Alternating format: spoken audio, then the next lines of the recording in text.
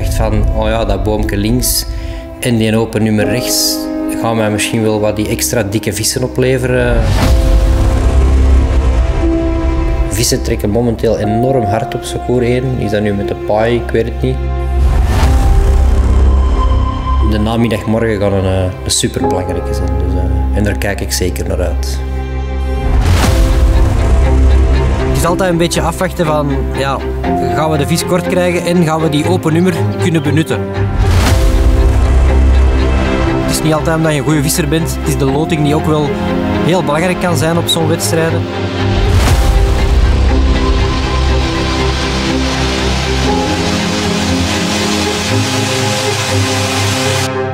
En dan zien we wel waar we eindigen. Hè.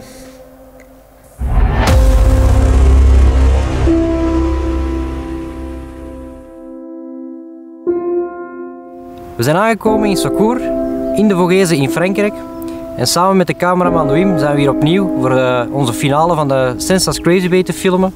Een vierdaagse finale op 2 verschillende vijvers, Secours 1, Secours 2. 4 manches, dus we hebben eigenlijk 2 manches in de voormiddag en 2 manches in de namiddag. En iedereen vist sowieso 2 keer op elke vijver. We zijn eigenlijk net terug van de loting. En daar hebben we gezien dat we dit jaar met 104 deelnemers zijn. Dat wil eigenlijk zeggen dat er op elke kant van elke vijver 13 vissers zitten.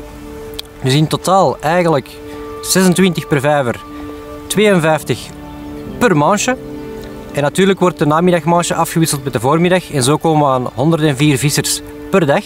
Dit jaar met die 104 zijn we natuurlijk met iets minder dan een ander jaar. Dat wil zeggen dat ze de loting een klein beetje hebben aangepast, waardoor er ook per kant van de vijver 2 open nummers zijn. Dus dit wil zeggen, als je bijvoorbeeld nummer 4 of nummer 6 hebt, nummer 5 is vrij. Kan een voordeel zijn natuurlijk, hangt er een beetje vanaf of dat de vis kort gaat willen komen. Dus een beetje afwachten, gaat het voordeel daaruit kunnen gehaald worden, ja of nee. Maar in mijn opinie is toch een nummer open altijd een licht voordeel. En zou je toch zeker in de namiddagsessie een voordeel uit kunnen moeten halen. De loting van de eerste dag is uiteindelijk net gebeurd. En ik heb morgen nummer 4 op Secours 2 in de namiddagsessie. Nummer 4 wil ook zeggen nummer 5 een open nummer. Lijkt in mijn voordeel. Maar het hangt er natuurlijk vanaf of de vis echt wel genoeg gaat bijten om toch kort te komen. Dus het is ja, een nummer waar ik wel naar uitkijk, want ik ben zeer tevreden over de loting. Het is altijd een beetje afwachten van, ja, gaan we de vis kort krijgen en gaan we die open nummer kunnen benutten. Als ik naar de plaats zelf kijk, dan zie ik in het verleden toch dat er altijd wel positieve resultaten worden geboekt. Je hebt een boomke aan de linkerkant, we hebben de open nummer aan de rechterkant waar we een voordeel misschien kunnen uithalen. En als we in de lengte uiteindelijk voor ons vissen, hebben we ook wel de ruimte van die open nummer. Dus ik zie daar zeker mogelijkheden. Dus voor mij persoonlijk is de eerste dag een positieve loting. En laat ons hopen dat de komende dagen dat alleen maar beter kan worden. Hè.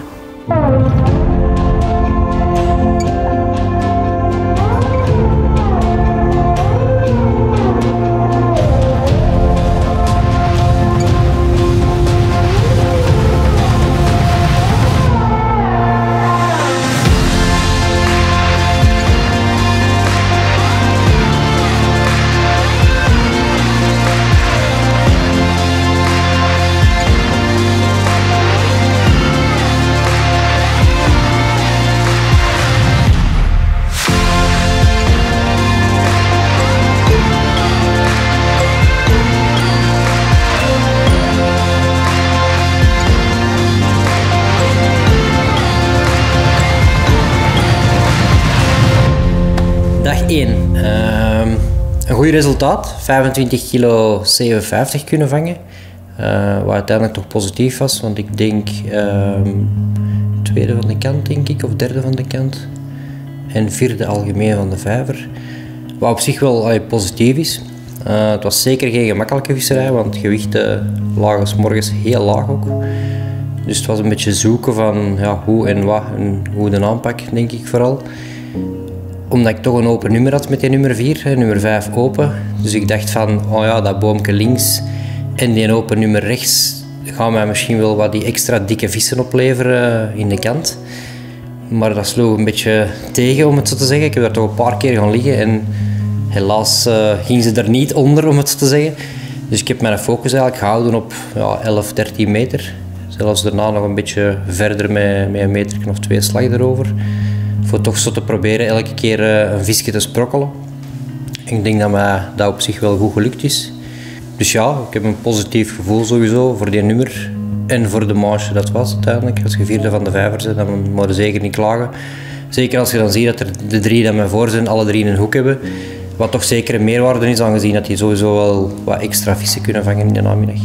Als we gaan zien hoe we wat gevist hebben, denk ik, je hebt maar 4 uur op zo'n wedstrijd. Dus je moet ook wat keuzes maken van aas en hoe dat je het gaat aanpakken. Vandaag was de focus bij mij pellet en met een maïsje erop. En dat werkte goed. Ik denk dat ik zelfs maar 1 of 2 vissen heb gelost. En al de rest kwam netjes binnen, dus dat is zeker positief. Dus op naar dag 2. Net de loting gekregen en morgen terug secours 2. Aan de overkant van het water natuurlijk, op nummer 19. Ook hier weer nummer 20 open, dus op zich op dat vlak wel heel positief dat je die open nummer hebt. Maar een ochtendsessie, dus ja, aangezien we vandaag al heel moeilijk was om in de namiddag een kort te vangen, is de vraag van gaan we dat daar 's morgens kunnen doen. Ik ga het alleszins sowieso proberen en voor de rest denk ik zelf een aanpak als vandaag, aangezien dat toch wel heeft opgebracht. Dus met een positief gevoel naar dag 2.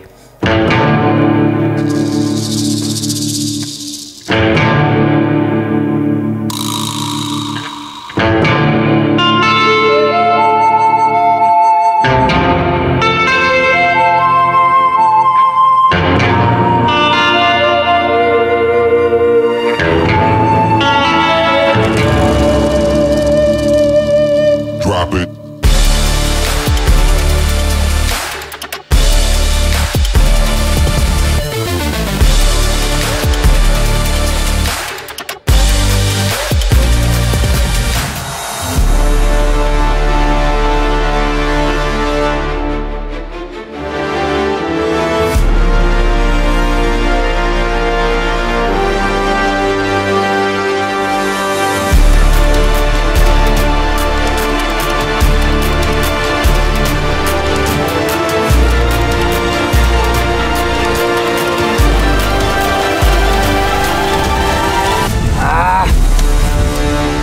Dag 2, secours 2, 19, voormiddagsessie. De dag kunnen eindigen met 18 kilo 52, nu denk ik. Ja, een beetje dubbel gevoel denk ik. Aan de ene kant zeg ik tweede van mijn kant en vierde van de vijver, ja, wat uiteindelijk positief is. Maar niet super content denk ik van mijn eigen visserij. Aangezien dat we toch de eerste 2 uur en een half denk ik vooral die 9 vissen kwijt hebben vandaag. Ik kreeg wel de beter uiteindelijk, meer dan mijn geburen vond ik. Maar toch, 9 vissen lossen is gewoon te veel, simpel. Dus daar was ik zeker niet content mee. En ik had eigenlijk dezelfde aanpak gedaan als gisteren, dus ik vond het een beetje raar waarom dat ze nu niet echt aasden. Het was natuurlijk wel over de vijver algemeen blijkbaar wel wat meer vissen dat gelost werden. Maar dat wil niet zeggen dat je er natuurlijk 9 moet lossen. Dus het laatste uur en een half denk ik, dat we overgeschakeld zijn naar pieren aan de haak. Zonder een maïsje er extra bij, omdat we dat ervoor die combinatie wel al hadden gedaan. Maar het laatste met 2 of 3 piertjes eraan. En dat zorgde er toch voor dat ze het serieus binnen hadden. Dus daar heb ik eigenlijk mijn laatste uur nog wel wat goed kunnen maken hebben. Waardoor ik nog 18 kilo 250 had. Maar ja, 2 dubbel gevoelens naar mijn mening. 1, die 9 vissen kwijt is te veel. Waar dat misschien wel 25 kilo toch kunnen zijn in plaats van 18. Maar anderzijds ook, we zijn nu 2 dagen ver. En hetgeen dat mij hard opvalt is dat ik 2 keer wel goed gevist heb uiteindelijk. 2 keer binnen de top 4 van de vijver, wat zeker niet slecht is. Maar je ziet wel dat de manche minder goed was. Als het andersom had geweest, had het gewicht gewoon hoger geweest. Het gemiddelde gewicht in de andere manche was elke keer hoger. Dus als je dan 2 keer ook vierde zei, ja, dan is de mogelijkheid er om meer gewicht te hebben. Die 2 manches. Dus dat is een beetje jammer natuurlijk. Natuurlijk, ja, je krijgt je loting, je valt in die manche, dus je moet daar het beste van maken. Maar op zich wel een positief gevoel na de 2 dagen. Buiten dan de tweede manche die misschien net iets beter kon. In het klassement weet ik eigenlijk niet hoeveel straks staan, maakt mij ook niet zoveel uit denk ik, omdat Je hebt 2 keer Secours 2 gehad, dus eigenlijk de vijver waar het de minste gewichten zijn ten opzichte van Secours 1. Dus ja, het klassement uiteindelijk is op gewicht, dus dat geeft natuurlijk een heel vertekend beeld als je 2 keer Secours 2 hebt. En je eindigt nu met 44 kilo, denk ik. En op Secours 1 ja, zijn er natuurlijk die 80 kilo op één manche kunnen vangen. Dus ja, in het klassement is dat een vertekend beeld. Hè. Morgen zitten we op Secours 1. En we hebben het geluk dat we in de namiddag zitten direct morgen. Dus de derde dag is normaal toch wel een van de betere dagen. Dus 32 namiddag, een hoek. Wat ook zeker niet slecht is voor die extra dikke vissen misschien te kunnen vangen. We hebben gezien dat daar de eerste manche toch 60 kilo is gevangen, denk ik, of 62 ongeveer. De tweede manche ietsje minder, maar dat we hier ernaast wel heel goed gevangen. Dus dan zat er toch zeker wel vis in de buurt. Dus ja, dat lijkt mij eerder een nummer voor alles of niks. En hopen dat we er een monsterscore kunnen doen, denk ik. Dat gaat heel veel goed maken. Is dat niet, ja, dan wordt het misschien heel moeilijk. Zeker de laatste dag natuurlijk, omdat we dan uiteindelijk naar Secours 1 's morgens naar de 13 gaan. Want we weten de loting van de vierde dag, omdat we eigenlijk weten waar we de derde dag zitten. Dus we hebben ineens onze loting voor de 2 dagen eigenlijk. Wat ook zeker niet slecht is naar mijn mening. Dus ik zie het zeker positief in voor de komende dagen. Een namiddag, een hoek, altijd goed. 13 voor de kantine. Een droomnummer waar je altijd wilt zitten, om het zo te zeggen. Maar we zien wel dat de ochtendsessies momenteel heel hard zijn. Ik denk op de 13 dat ze 1 vis hebben gevangen en 2 vissen, die 2 manches morgens. Dus veel is dat niet. Maar we zien wel dat de 2 manches op Secours 1 in de namiddag elke keer wel een goede gemiddelde van 50, 60 kilo is gevangen, met uitschieters tot 70, 80 kilo. Dus de namiddag morgen gaat een super belangrijke zijn. Dus, en daar kijk ik zeker naar uit.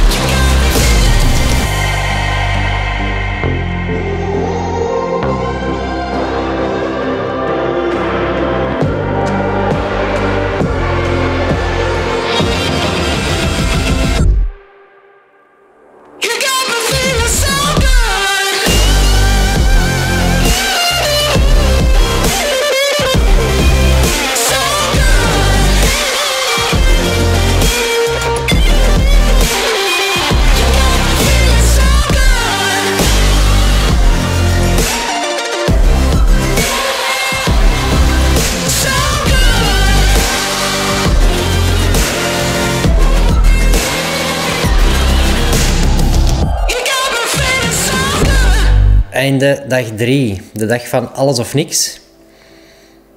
De vraag is natuurlijk, is het alles of niks geworden? Ik denk een beetje tussenin terug. Hetzelfde gevoel als gisteren. Aan de ene kant hebben we 60 kilo 400 gevangen. Aangezien ik opnieuw derdes van de vijver ben geworden. Dus uiteindelijk 3 dagen top 4 van de vijver, wat zeker goed is. Helaas vandaag wel een paar vissen kwijt, maar op Secours 1 is dat sowieso wel altijd.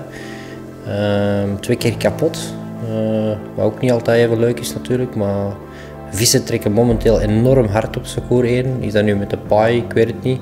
Ze zitten redelijk vol nog, dus ze trekken enorm hard momenteel en ja, 2 keer kapot, dus zeker niet goed. 2 gepikkelde vissen kwijt, oké, te verwaarlozen om het zo te zeggen, dat gaat altijd wel eens hebben. Maar 2 waar ik heel veel spijt van heb. De ene heb ik zeker gezien, was zeker 8 kilo altijd. Bijna de schepzak in, maar net niet helaas. En ene die daar zeker ook nog gebeten had, dat we gevoeld hebben, ja, ook een mooie vis. Want ze waren allemaal gemiddeld wel een mooi gewicht. Die hebben we ook verliezen. Dus dat zijn 2 heel dure vissen, om het zo te zeggen. Die mijn gewicht wel misschien naar 75 hadden kunnen brengen in plaats van 60. We hebben ze natuurlijk niet, dus ja, ze komen niet mee op de teller, om het zo te zeggen. Maar uiteindelijk ja, 60 kilo, meer de derde van de vijver. Ik kan niet veel zeggen van, ik heb slecht gevist, dat kan ik zeker niet zeggen. Het is juist een beetje jammer dat we weer zien naar de gemiddeldes van de vijver. Ik denk dag 1, dag 2 heel veel mensen met 70, 60, 55 kilo, toch zeker 5, 6, 7 man per kant. Dat is redelijk veel. Terwijl we nu zien dat er 81 kilo vangt, 66, 60, dan 50 en dan de gewichten direct naar 40 en lager gaan. Ja, dan zie je dat het gemiddelde van de vijver weer in een manche van een derde dag in de namiddag weer gezakt is. En je hoopt net het tegenovergestelde. Dus uiteindelijk heb ik 3 dagen top 4 van de vijver gewist. Maar in gewicht zie je dat je zo net die 15, 20 kilo tekort komt om top 5 te staan, denk ik. Ik denk dat ik 130 nodig heb voor top 5. Dus dat is een goede 25 kilo. Die was aan de ene kant misschien wel haalbaar met die 2 geloste vissen vandaag en die paar extra misschien van een dag ervoor. Dus een beetje dubbel, maar uiteindelijk wel content van mijn visserij. Morgen hebben we nog Secours 1 in de voormiddag op 13. Wat ik persoonlijk een hele goede nummer vind. Dat is een nummer waar je altijd wilt zitten. Maar natuurlijk, ja, het zijn manches van 4 uur. Enkel in de voormiddag nu morgen. Dus dat is anders dan dat je een hele dag vist. En ik heb ook gezien dat ze de vorige dagen er denk 3 vissen in totaal hebben gevangen 's morgens. Dus dat is zeker niet veel. In de namiddag de eerste 2 dagen goed. Vandaag eigenlijk ook maar 25 of 30 kilo. Dus dat is ook niet echt veel. Dus ja, het is nog eens een marge op zich van alles of niks. Ik heb ook nog slecht nieuws opgevangen dat ze blijkbaar begonnen te paaien. Dus laat ons hopen dat we niet het scenario van vorig jaar krijgen. Dat we morgen vroeg aan de vijver toekomen. En dat ze er allemaal aan het spelen zijn, om het zo te zeggen. Dan is het helemaal game over, denk ik. Maar natuurlijk voor iedereen dan. Laat ons hopen dat hij morgen vroeg nog grote honger heeft. En dat hem in de namiddag een beetje stilvalt, gelijk vandaag. En dan is er echt nog veel mogelijk uiteindelijk. Je kunt met een heel goede manche nog top 5 geraken. Maar je kunt evengoed met een slechte manche nog zakken naar de 20e plaats. Dus het doel is proberen om die paar plekjes toch nog omhoog te geraken. Dat we die in top 10 kunnen binnenkruipen. En dan denk ik dat ik uiteindelijk nog over een geslaagde finale mag spreken. Ondanks de toch wel iets mindere manches, wat een beetje jammer is. En de 2 manches waar net iets meer mogelijk was momenteel. Maar we zien het morgen. Misschien kunnen we dat nog wat rechtzetten. Kunnen we morgen een uitzonderlijke manches morgens doen. Het kan. We hebben gezien vandaag op nummer 20 of 21, denk ik, op Secours 1. Vangen ze 's morgens 83 kilo. Dus het kan. Het belangrijkste is dikke vis vangen. Laten we hopen dat we morgen een focus kunnen doen op die dikke vissen. En dan zien we wel waar we eindigen. Hè.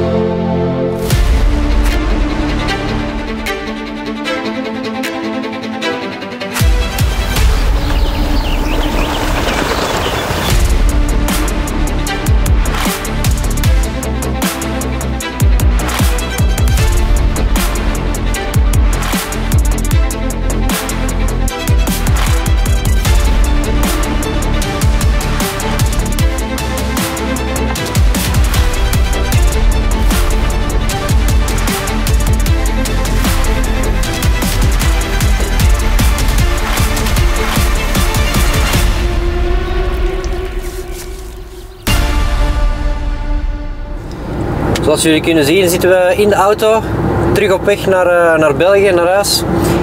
De ochtendsessie is een beetje in mineur gestart door de vis die begint paaien is, net zoals vorig jaar.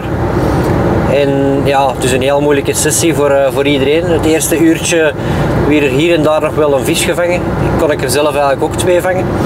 Maar dan viel de beet op de vijver volledig weg. Buiten ja, enkele, denk 1, 2 plaatsen waar ze wat vis konden pikkelen tegen het riet in de hoek of aan een boom. Maar voor de rest was het super hard. Uiteindelijk heb ik toch nog 2 kunnen vangen, waardoor ik eindig op 21 kilo met 4 vissen vandaag. Ik denk opnieuw derde van de vijver. Dus op zich ja, qua resultaat zeker niet slecht. We komen nu op 125 kilo na 4 dagen. Ik denk dat dat ongeveer tussen plek 8 tot 10 is ongeveer. Maar aangezien het op secours 2 nog wel vis wordt gevangen, zijn er wel nog een paar die de mogelijkheid hebben om daarover te komen. Dus ik denk dat als ik het klassement zal eindigen tussen plek 10 en 16 ongeveer, denk ik. Dat kunnen we van de avond dubbel checken natuurlijk. Al bij al ben ik wel content, omdat ik 4 keer top 4 van de vijver, toch van 26 vissers per vijver, 4 keer de top 4 kan vissen, wat zeker dus niet slecht is. Dus op dat vlak ben ik zeker content. Het is juist een beetje jammer dat je niet de juiste manches op het juiste moment hebt om die hoge gewichten te kunnen halen. Want uiteindelijk is het toch een wedstrijd die wordt beslist op gewicht, wat dus heel belangrijk is om die juiste manche te kunnen hebben. Maar uiteindelijk ja, positief gevoel van mijn eigen visserij van de 4 dagen. Dus we moeten daarop verder bouwen naar de toekomstige wedstrijden. Ik hoop dat jullie hebben genoten van de beelden en van de video algemeen. En we gaan zeker nog de lijnopstelling van zowel secours 1 als secours 2 in een komende video bespreken, zodat jullie daar nog meer info rond krijgen. Hebben jullie nog andere vragen omtrent de visserij hier in secours? Stel ze zeker in de comments en dan kunnen we die ook nog behandelen. Tot ziens!